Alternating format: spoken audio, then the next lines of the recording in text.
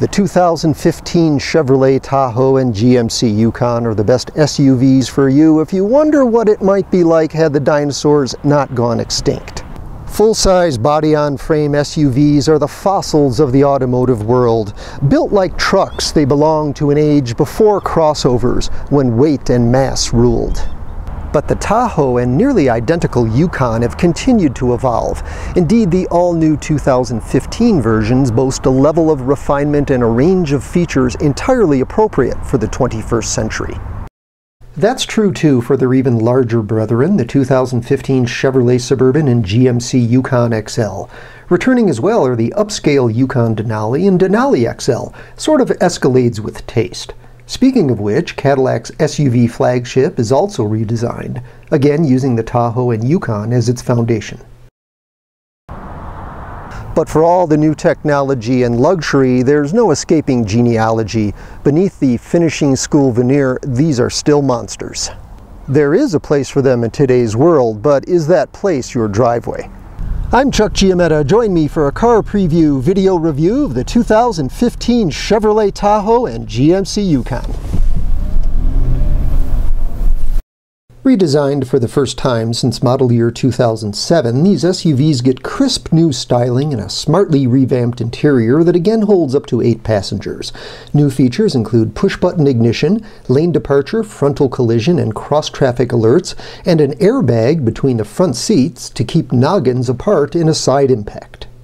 A choice of rear-wheel drive or full-time four-wheel drive with low-range gearing returns, and a 5.3-liter V8 remains the mainstay engine, but it has 355 horsepower, a gain of 35, and 383 pound-feet of torque, an increase of 48. The Yukon Denali retains a 6.2-liter V8, shared with the Escalade. It gains 17 horsepower to 420 and 43 pound-feet of torque for a total of 460. All these trucks again use a 6-speed automatic transmission. It has a tow-haul mode and a steering column shift lever that includes a button for manual gear selection. It's hard to overstate how much these big SUVs mean to General Motors' bottom line. Most have base prices in the $50,000 to $60,000 range. Denali's top $70,000, and they account for 60% of Yukon sales. And boy, do buyers love options.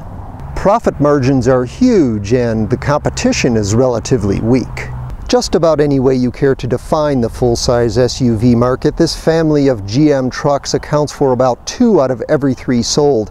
The Chevy Suburban and Tahoe alone have a 50% share. Tahoe and Yukon continue to share some engineering with GM's big pickup trucks, though their frames are not identical. That these SUVs have frames is part of their identity, of course. Most SUVs are crossovers with lighter weight, car-like construction in which body and frame are a single unit. That's good for comfort, handling, and fuel economy, but it can't match the truck-type SUVs for heavy towing or hauling. Fellow throwbacks include the Ford Expedition, Toyota Sequoia, and Nissan Armada, though they at least have independent rear suspensions. The GM entries all use a bulkier, solid rear axle. More on that later. GM stylists do a reasonable job giving the 2015 Tahoe and Yukon distinct identities. Appealing to a more affluent audience, the Yukon gets this rather European-style grille and business-like square headlamps. Tahoe and Suburban celebrate their Cheviness with a wide chrome grille, fussier wraparound headlamps, and a hood with sharper creases. Differences in back are limited to tail lamp lenses.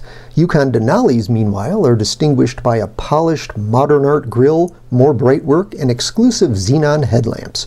They're fancier inside, too, with real wood trim to go along with premium leather seating. Already among the largest vehicles on the road, the 2015 Tahoe and Yukon are some 2 inches longer and an inch wider than their 2007 to 2014 predecessors. The roofline is about 2 inches lower, though, for better aerodynamics. Compared to the Tahoe and the regular length Yukon, Suburban and Yukon XL are nearly 2 feet longer overall and 14 inches longer in wheelbase. They have a sliver more legroom in the second row seat, usefully more in the third row, and nearly 30% more cargo volume. At almost 19 feet stem to stern, however, they're the longest passenger vehicles on the road. Think about that. Then look at your garage or consider your local mall parking lot. Tahoe, Suburban, and Yukon use the same basic dashboard, and it's a terrific new design.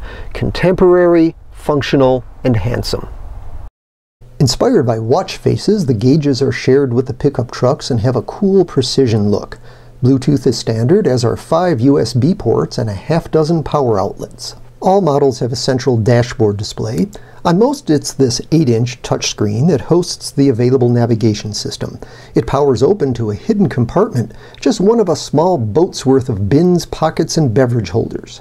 Interior materials deserve special praise. Padded surfaces abound, and up-level Tahoes and Yukons like this SLT model have lots of dressy stitching. In both lines, all but the entry-level models come standard with leather upholstery. Our nitpicks include some details that seem out of scale in a vehicle this large.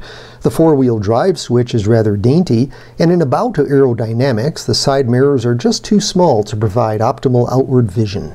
Despite the new bodies, wheelbase is unaltered. Wheelbase is the distance between the front and rear axles and key to a vehicle's legroom. So even though front seaters get about an inch more headroom, legroom in the second and third rows is pretty much unchanged. It's a 22-inch step up into the cabin, but once aboard you'll enjoy generous front seat space. For the second row you have a choice of a bench or buckets depending on the model. The rear doors open wider than before and room is good with more knee clearance thanks to reshaped front seat backs. These second row seat backs recline, but the seats themselves don't slide fore and aft as in some rivals, and that third row is much tighter than these dinosauric dimensions might imply. Blame that on a floor bulged to accommodate that really big beam rear axle. Third rows in the Tahoe and regular length Yukon really only accommodate children. With their longer wheelbase, Suburban and Yukon XL provide 10 additional inches of third row legroom, but that intrusive floor still puts a squeeze on foot space, and in no model does the third row seatback recline. Sequoia, Expedition, and Armada treat their rearmost passengers better. Frankly, so do the smaller Chevy Traverse and GMC Acadia crossovers. Cargo volume is a plus, although as you can see on the Tahoe and regular length Yukon, there isn't a lot with the third row up. New this year are power folding third row seats and automatic flip and fold second row seats. Those are real conveniences, although you do have to manually unflip the second row. To create this flat load surface and to clear the spare tire, GM installs this 6-inch platform. Unfortunately, it elevates the load floor to more than 33 inches above the ground. That can make for some heavy lifting. That shelf cuts into cargo space, which shrinks about 12% with this redesign. Still full those rear seat backs, and there's plenty of room in both body styles. That said, Suburban and Yukon XL have more than twice the space behind the third row as their regular length counterparts, and a load floor that can swallow objects over 6 feet long.